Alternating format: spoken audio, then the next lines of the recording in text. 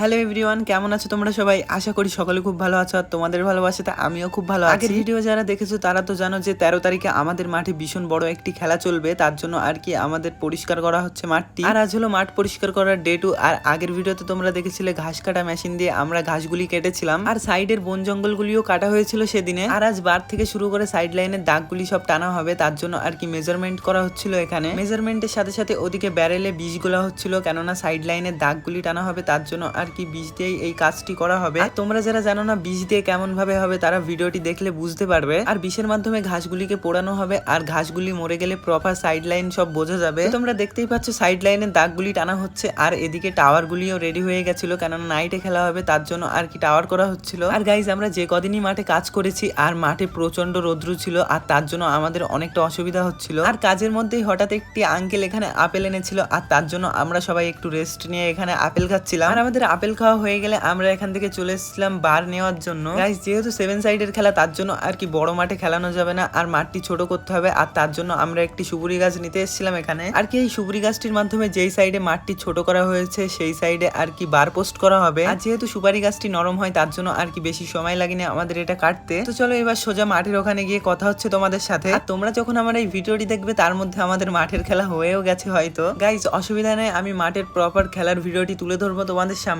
আর এদিকে গর্ত খোঁড়াখুড়ির কাজ চলছে, তার মানে বুঝতেই পারছো যে এই সাইডে বার পোস্ট লাগানো হবে। আর আমাদের কাজ অলমোস্ট ডান, আর কি এটা করলেই আমাদের কাজটি ফিনিশ হয়ে যাবে আজকের মতো। আর গাইজ রোদের এতটা তাপ ছিল যে মাথার উপর ছাতা ধরে তারপর কাজগুলি করতে হচ্ছিল আমাদের। আর এদিকে তোমরা দেখতেই পাচ্ছ প্যান্ডেলের কাজ প্রায় হয়ে গেছে আর কিছুটা কাজই বাকি আছে। আর এর মধ্যে আমাদের সাইড বার লাগানোর কাজটিও শুরু হয়ে গেছিল। আর যেহেতু আমরা অনেকে ছিলাম তার জন্য আর কি বেশি সময় লাগেনি আমাদের ওটা করতে। আমাদের বার পোস্ট লাগানো প্রায় হয়ে গেছে আর উপরের এটা লাগালেই হয়ে যাবে। তো বন্ধুরা বার পোস্টটি লাগানোর পর কেমন লাগছে তোমরা কমেন্ট করে নিশ্চয়ই জানিয়ে যেও। তো চলো আজকের জন্য এতটাই, দেখা হচ্ছে পরের ভিডিওতে, ততক্ষণের জন্য টাটা।